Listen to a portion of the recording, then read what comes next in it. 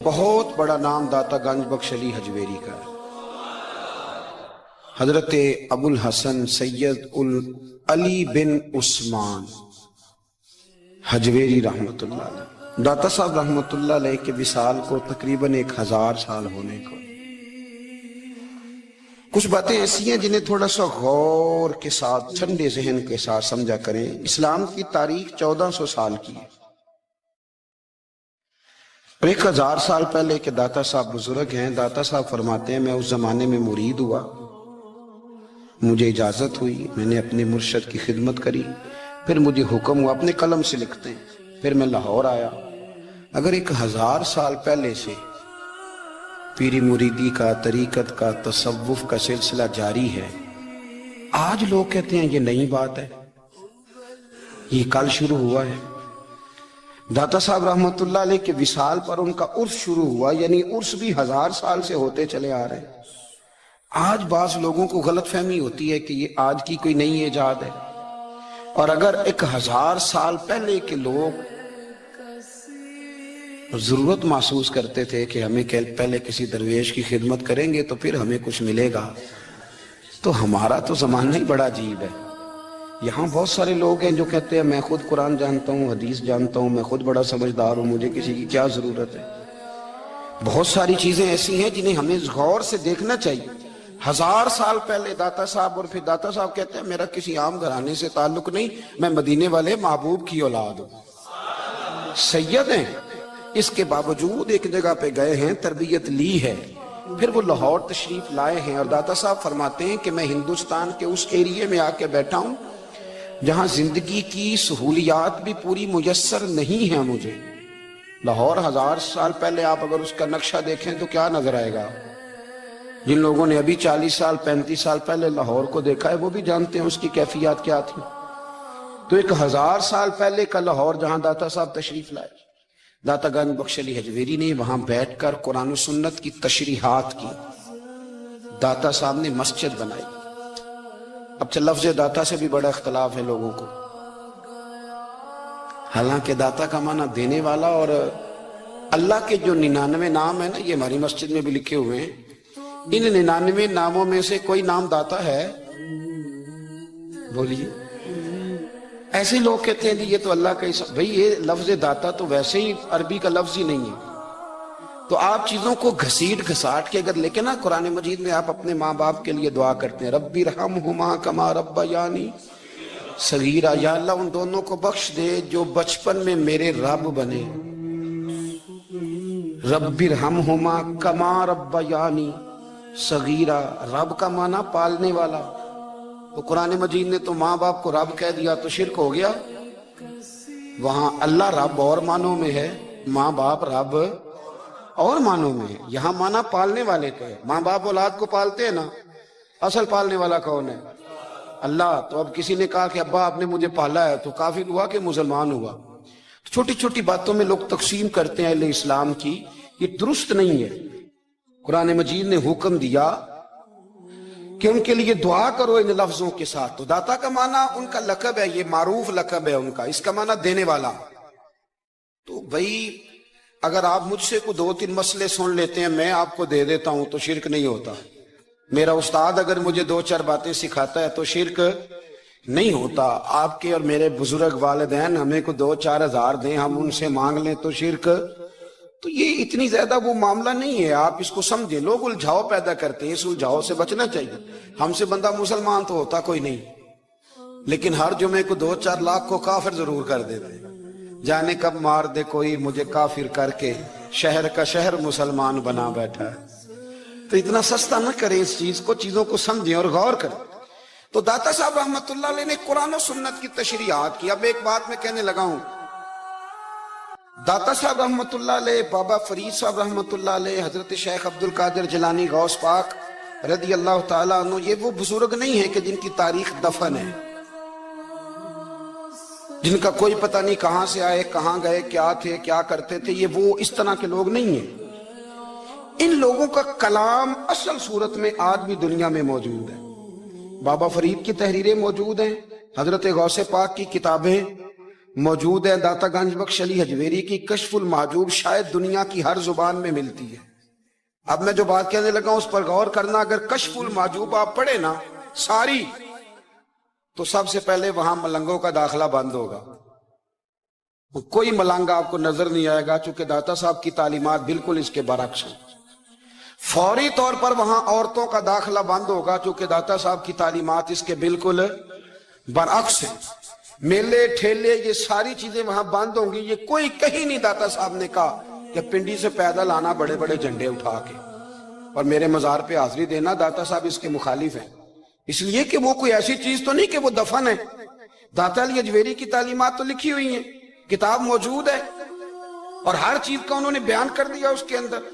इल्म से शुरू हुए हैं वो, इल्म, अमल, फकर। दाता साहब ने तो खाने के आदाब भी बयान किए, दाता साहब ने चलने के आदाब लिखे हैं कश्फुल महजूब के, दाता साहब ने बोलने का शरीयत में क्या तरीका वो भी बयान फरमाया। दाता साहब ने तो कोई ऐसी चीज नहीं है जो आप कहें कि बाहर से लेके जानी पड़े। मसला तो ये है कि ये जो कुछ हो रहा है, एक आदमी उनकी कब्र से फूल उठाता है और वो किसी के गले में डालता है तो उसका भी उसे 400-500 रुपया नजराना चाहिए। ये कहां लिखा है दाता साहब ने? किस किताब का हिस्सा है? उनके मज़ार को आप जिस मर्जी चीज से गुस्ल दें, पर दाता साहब ने नहीं कहा था कि संदल लेके आना तो मेरी कब्र को गुस्ल देना। उन्होंने कहीं नहीं कहा। क्यों ज्यादती करते हैं मशाइख के साथ? मेरे आला हजरत फाज़िल बरेलवी रज़ी अल्लाह ताला अन्हु से किसी ने पूछा था, हम बड़ी लोगों की बातें सुनते हैं, मज़ारात पे लोग जाते थे तो नफा होता था, अब क्या बात हुई? अब उस तरह से हमारी दुआएं मुस्तजाब नहीं होती। आला हजरत फरमाने लगे, तुम बुजुर्गों के मज़ारों पे गैर शरई काम करते हो, अल्लाह वाले तुमसे नाराज हो गए। वो तो तुमसे नाराज है, वो तुम्हारी सिफारिश करेंगे अल्लाह की बारगाह में, वो तो नाराज है तुमसे। तुम वहां जाके जो कुछ करते हो वो उनको राजी करने वाला है कि नाराज करने वाला? तो दाता साहब ने तालीम, सबसे पहले आपने असबाते इल्म का बाब बांधा है और आयत ये लिखी है पहले, इन्नमा यख्शल्लाह मिन इबादिहिल उलमा। आप फरमाते हैं इल्म होगा तो बंदा अल्लाह से डरेगा। और बड़ी ये सख्त बात है, पर दाता साहब ने लिखी है, मेरी मजबूरी है, तालीमाते दाता गंज बख्श मौजू है, ये बात करनी पड़ेगी। दाता साहब कहते हैं जो बंदा बगैर इल्म के फकीरी का दावा कर जाए वो इसी तरह है जिस तरह कुएं के गिर्द बैल पानी निकालने के लिए घूम रहा होता है। वो चलता तो रहता है पर उसकी मंजिल कोई भी नहीं होती, वो घूमता तो रहता है पर उसे नतीजा कोई मिलता नहीं। फरमाते हैं वो उस बैल की तरह है कि घूमता तो रहेगा पर कोई मंजिल उसे मुयस्सर नहीं आएगी। अगर कोई मंजिल लेना चाहता है तो पहले अल्लाह की किताब पढ़े और मदीने वाले महबूब की हदीस याद करे, फिर उसे मंजिल नसीब होगी, वरना उसके लिए कोई रास्ता तायुन हो सकता। और दाता साहब ने फिर हदीस लिखी नबी करीम अलैहिस्सलाम की। फरमाते हैं कुछ इल्म हासिल नहीं करते, कुछ इल्म लेते हैं पर उससे नफा नहीं लेते, पता होता है पर अमल नहीं करते। आपने हदीस लिखी है, नबी करीम अलैहिस्सलाम ने फरमाया, अल्लाहुम्मा इन्नी आऊज़ु बिका मिनल इल्मि ला यनफ़उ। ऐ अल्लाह, मैं उस इल्म से तेरी पनाह मांगता हूं जो इल्म तो हो पर उससे नफा ना उठाया जा सके, जो इल्म तो हो पर उस पर अमल ना हो। दाता साहब रहमतुल्लाह अलैह फरमाते हैं इल्म हमेशा इसलिए सीखना कि अल्लाह तबारक व तआला तुम्हें उसका नफा अता करे। और फिर आगे बढ़ते हैं तो आप फरमाते हैं जब इल्म सीख लो तो फिर ना अल्लाह रसूल से इश्क करना। फरमाते हैं फिर नमाजें पढ़ना आसान हो जाएगा, रोजे रखना आसान हो जाएगा, कुरान मजीद पढ़ना आसान, मोहब्बत करना। और आपने मिसाल दी, जहां भी कोई बात समझाते हैं एक मिसाल देते हैं, मिसाल दी। फरमाने लगे हजरत अब्दुल्लाह इब्न मुबारक रहमतुल्लाह ताला अलैह फरमाते हैं मैं शुरू में एक औरत पे आशिक हो गया था, समझाने के लिए बात करते, आशिक हो गया था एक औरत पे, तो मैंने शाह की नमाज उसके मोहल्ले में जाके पढ़ी। चूंकि मेरा मजहबी घराने से ताल्लुक था, नमाज में पढ़ता था, तो इमाम साहब जो थे ना, ये दाता साहब ने लिखा है कश्फुल महजूब, इमाम साहब ने ना आयात जरा लंबी पढ़ी, तो मेरे दिल में ख्याल आया कि मौलाना आप तो फारिग हैं, तो हमें तो और भी काम है। तो कहते हैं नमाज से फारिग होकर मैं उसके घर के चक्कर लगाता था, सारी रात घूमता रहता था। वो चंद लम्हों के लिए छत पे आती थी, दो एक बात करती थी, चली जाती थी। हद ये है कि मुझे कभी उस पर गुस्सा भी नहीं आया और उसका इंतजार करके कभी मैं थका भी। ये दाता साहब लिख रहे हैं। हजरत अब्दुल्ला इब्न मुबारक फरमाते हैं एक रात में गया, इसी तरह मैंने नमाज पढ़ी, फिर मैं उसके घर गया। मैं सारी रात, सर्दियों की ठंडी रात, 11-12 گھنٹے اس کے گھر کا طواف کرتا رہا، معاذ اللہ چکر لگاتا رہا۔ آدھی رات کو سحری کے وقت وہ چھت پہ آئی 1 منٹ کے لیے اور کہنے لگی گھر میں مہمان بہت زیادہ ہیں، آج بات نہیں ہو سکے گی۔ حضرت عبداللہ ابن مبارک فرماتے ہیں کہ میں جب واپس لوٹا تو نہ مجھے اس پہ غصہ تھا، نہ مجھے تھکاوٹ تھی، بلکہ میرے دل کے اندر اس کے لیے محبت بڑھ رہی تھی۔ میں کہہ رہا تھا کتنی اچھی ہے بیچاری، اتنے راش میں بھی اور اتنی مجبوری میں بھی 1 منٹ کے لیے چھت پہ آئی ہے، پھر بھی مجھے اس سے پیار بڑھ رہا تھا۔ کہتے ہیں جب میں تھوڑا آگے بڑھا تو فجر کی اذان ہو رہی تھی، یکدم میرے اندر سے آواز اٹھی۔ میں نے کہا عبداللہ اگر تو ایک عورت کے لیے ساری رات کھڑا رہتا ہے، نہ تھکاوٹ ہوتی ہے، نہ غصہ آتا ہے، بلکہ پیار بڑھتا ہے، اگر عورت کے لیے بندہ کھڑا رہ سکتا ہے تو رب رسول کے لیے بھی کھڑا رہ سکتا ہے۔ پھر تراویح پڑھنا کوئی اتنا مشکل کام نہیں ہے، پھر تہجد کے لیے اٹھنا کوئی مشکل کام نہیں ہے، شرط یہ ہے کہ پیار ہو جائے۔ ایک عورت کے لیے اگر یہ سارا کچھ ہو سکتا ہے تو اللہ رسول کے لیے بھی ہو سکتے ہیں۔ فرماتے ہیں میں نے توبہ کر لی اور پھر میرا حال یہ ہے کہ وہ توبہ کی اور پھر 60 سال گزر گئے، ساری رات مصلی پہ کھڑا رہتا ہوں، مجھے کبھی تھکاوٹ نہیں ہوئی، پھر کبھی تھکاوٹ نہیں ہوئی۔ تو داتا صاحب کہتے ہیں پہلے علم سیکھ، پھر اس کے بعد اللہ رسول سے پیار کر، اور پیار والی نماز پڑھ، مشقت والی نہ پڑھ، یعنی بوجھ والی نہ پڑھ کہ اب میری جان چھوٹ جائے تو میں بھاگ کے جاؤں، تم ادھر بیٹھو تو میں دوڑ کے نماز پڑھ کے آیا، یہ والی نماز نہ پڑھ۔ پھر تو آیا تو پھر ذوق پیدا کر، پھر تیرے اندر شوق ہو، پھر تو توانائی والا جذبہ رکھے دین کے معاملے میں۔ پھر داتا صاحب ایک تیسری بات ارشاد فرماتے ہیں، ایک تیسری بات داتا صاحب کرتے ہیں۔ داتا صاحب کہتے ہیں کہ یہ یاد رکھ کہ جو تجھے اعزاز ملے گا نا زندگی میں، اعزاز تجھے جو زندگی میں ملے گا اور کوئی کرامت اگر تجھے ملے گی تو وہ صرف نبی پاک علیہ السلام کی سنت اور شریعت کی وجہ سے ملے گی۔ تو جتنے مرضی چلے کاٹ لے، وظیفے کر لے، کالا جادو، نیلا جادو، پیلا جادو، جو مرضی تو سیکھ لے، اگر تجھے کوئی اللہ شان دے گا تو صرف اس لیے دے گا کہ تو نبی پاک کے دین پہ عمل کرتا ہے۔ کس نے لکھا ہے؟ اللہ کرے آپ کو میں یاد کرا سکوں، اللہ کرے ایسا ہو جائے اور میری جماعت سمجھنے لگ جائے کہ داتا صاحب کہتے ہیں سنت شریعت پہ عمل کرنا چاہیے، اور میں کوئی ایسی چھپی چھپائی بات بھی نہیں کر رہا، اس کو چلا لیں، کوئی ایسی چھپی چھپائی بات بھی نہیں کر رہا۔ کشف المعجوب دنیا کی ہر زبان میں اردو میں ملتی ہے، آپ لے کے دیکھ سکتے ہیں۔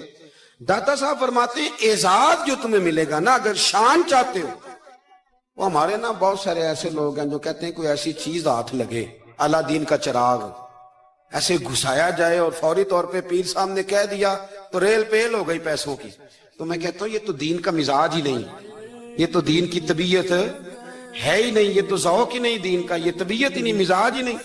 میرے عزیز داتا علی اجویری رحمت اللہ علیہ فرماتے ہیں تو سنت پہ عمل کر، شریعت پہ عمل کر۔ اللہ کا قرآن کہتا ہے قُلْ إِن كُنْتُمْ تُحِبُّونَ اللَّهَ فَاتَّبِعُونِي يُحْبِبْكُمُ اللَّهُ۔ فرمایا اللہ کا قرآن کہتا ہے کہ جب تو نبی کریم کی غلامی کرے گا نا تو اللہ خود تمہیں اپنا محبوب بنا لے گا، اللہ خود تمہیں اپنا محبوب بنا لے گا، تو اور کیا چاہیے۔ داتا صاحب نے ایک بزرگ کی بات لکھی ہے جو تابعی ہیں،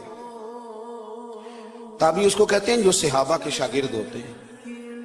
ایک بزرگ کی بات لکھی جو تابعی ہیں، وہ فرماتے ہیں کہ ان بزرگوں کا طریقہ یہ تھا کہ وہ لوگوں سے چھپ کے نا پہاڑ کے پیچھے عبادت کرتے تھے، اور پوزیشن ان کی یہ تھی کہ کسی سے ملتے نہیں تھے، بالخصوص فجر کی نماز سے لے کر عصر کی نماز تک بکریاں رکھی ہوئی تھیں، ان کو چراتے رہتے تھے فرات کے کنارے اور نفل پڑھتے رہتے تھے۔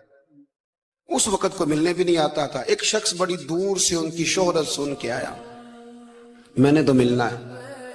لوگوں نے کہا وہ اس وقت نہیں ملتے، ناراض ہوتے ہیں۔ اس نے کہا اللہ کا بندہ ہے نا، ناراض ہو بھی جائے گا تو لمبا ناراض رہے گا نہیں، اللہ والے جلدی راضی ہو جاتے ہیں۔ پہنچ گئے، اب وہ بابا جی نماز پڑھ رہے تھے تو کہتے میں نے عجیب منظر دیکھا کہ بابا جی فرات کے کنارے نماز پڑھ رہے ہیں اور ایک بھیڑیا ان کی بکریوں کی حفاظت کر رہا ہے۔ کہتے میں حیران رہ گیا کہ بھیڑیا تو بکریاں کھایا کرتا ہے اور یہاں چرا رہا ہے۔ کہتے میں جب گیا تو بابا جی نوافل میں مشغول تھے، مجھے دیکھ کے کہنے لگے اس وقت کیوں آئے؟ میں نے کہا حضور اگر آئے گیا ہوں تو پھر مہربانی کرے قبول فرما لیں۔ میں بیٹھ گیا تو میں نے کہا حضور یہ بھیڑیا بکریاں چرا رہا ہے، بھیڑیا اور بکریے کی صلح کب سے ہو گئی؟ تو فرماتے ہیں لمبی تقریر نہیں، ہلکا سا جملہ. فرمانے لگے جب سے بکریوں کے مالک نے رب سے صلح کر لی ہے نا، تب سے بھیڑیوں نے بھی بکریوں سے صلح کر لی ہے. بکریوں کے مالک نے رب سے صلح کر لی، گناہ چھوڑ دیے، اس کی فرما برداری میں آ گئے.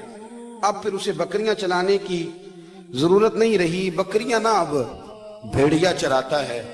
کہتے ہیں میرے اوپر کپ کپی طاری ہو گئی بزرگوں کی بات سن کے، اور مجھے پیاس لگی اور خواہش آئی کہ پتہ نہیں اب بابا جی کچھ کھلائیں پلائیں گے بھی کہ نہیں، بابا جی کچھ کھلائیں گے بھی کہ نہیں. کہتے میرے دل میں خیال تھا تو بزرگوں نے نا ایک لکڑی کا پیالہ، ان کے پاس وہ غار میں بیٹھے تھے تو ایک چھوٹا سا پتھر تھا، اس کی ڈھلان بنی ہوئی. بابا جی نے اس کے نیچے لکڑی کا پیالہ رکھا، وہ رکھا ہی تھا تو وہ دودھ سے بھر گیا. کہتے انہوں نے مجھے دیا تو ٹھنڈا اور میٹھا دودھ، میری طبیعت خوش ہو گئی.